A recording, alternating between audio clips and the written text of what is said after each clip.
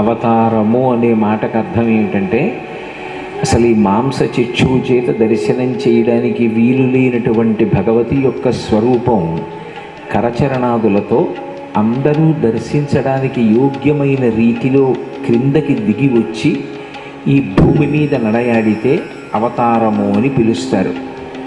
అలా భగవంతుడు కానీ భగవతి కానీ అనేక అవతారములు స్వీకరించారు. నిజానికి భగవంతుడికి లింగభేదం ఉండదు. ఆయన స్త్రీ కాదు, పురుషుడు కాడు, నపుంసకుడు కాడు. భాగవతంలో పోతన గారు ఒక మాట అంటారు, స్త్రీ పురుష నపుంసక మూర్తియును కాక, తిర్య కమర నరాది మూర్తియును కాక, కర్మ గుణభేద సరసత్ప్రకాశితాక, వెనుకనందియుతానగు విభుతలంతు అంటారు. నిజానికి ఈశ్వరుడు ఒక రూపాన్ని పొందినటువంటి వాడు కాడు. సర్వవ్యాపకుడైనటువంటి పరమాత్మ అవతారంగా రావడానికి కారణమేమిటి అన్నది తానే చెప్పాడు భగవద్గీతలో. పరిత్రాణాయ సాధూనాం వినాశాయ చ దుష్కృతాం ధర్మ సంస్థాపనార్థాయ సంభవామి యుగే యుగే. అందులో ఆయన రావడానికి కారణం పరిత్రాణాయ సాధూనాం, పరమ భాగవతోత్తములైనటువంటి వారు, భగవంతుణ్ణి నమ్ముకుని బ్రతికేటటువంటి వారు, అంతటా నిండిపోయినటువంటి భగవత్ చైతన్యాన్ని ఒక రూపంతో చూడాలి అని కోరుకుంటే వాళ్ళ యొక్క కోరిక తీర్చడం కోసమని ఒక రూపాన్ని ధరించి వస్తాడు.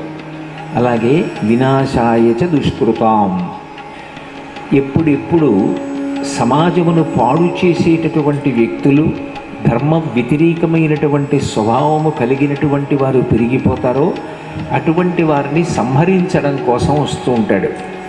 మూడవది ధర్మ సంస్థాపనార్థాయ, లోకంలో ధర్మాన్ని స్థాపించడం కోసం, అధర్మాన్ని తొలగించడం కోసం ఆయన అవతార స్వీకారం చేస్తాడు.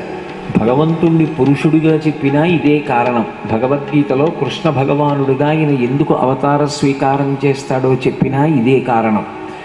దేవీ భాగవతంలో అమ్మవారు కూడా ప్రతిజ్ఞ చేస్తుంది, తానిప్పుడు అవతారం తీసుకుంటుందో చెప్తుంది. యదా యదా హి సాధూనాం దుఃఖం భవతి దానవ తదా తేషాంచ రక్షార్థం దేహం సంధారయామ్యహం అంటుంది. ఇదే మాటలు భగవద్గీతలో కృష్ణుడు ఏం చెప్పాడో అవే మాటల్ని అమ్మవారు కూడా చెప్తుంది. ఎప్పుడెప్పుడు భగవంతుణ్ణి నమ్ముకున్నటువంటి వారు, ధర్మాన్ని నమ్ముకున్నటువంటి భక్తులకు ఇబ్బంది కలుగుతుందో, అధర్మాత్ములైనటువంటి వారి చేత ధర్మాత్ములైన వారికి క్లేశం కలుగుతుందో, అప్పుడప్పుడు భక్తి తత్పరుల్ని, ధర్మాత్ముల్ని రక్షించడం కోసం, ధర్మ సంస్థాపన చెయ్యడం కోసం దేహం సంధారయామ్యహం, నేను ఒక రూపాన్ని ధరిస్తూ ఉంటాను అంటుంది. కాబట్టి మీరు భగవంతుడు అనండి, భగవతి అనండి, తత్వతః వాటిలో భేదమేమీ ఉండదు. ఉన్నది ఆ ఒక్క పదార్థమే.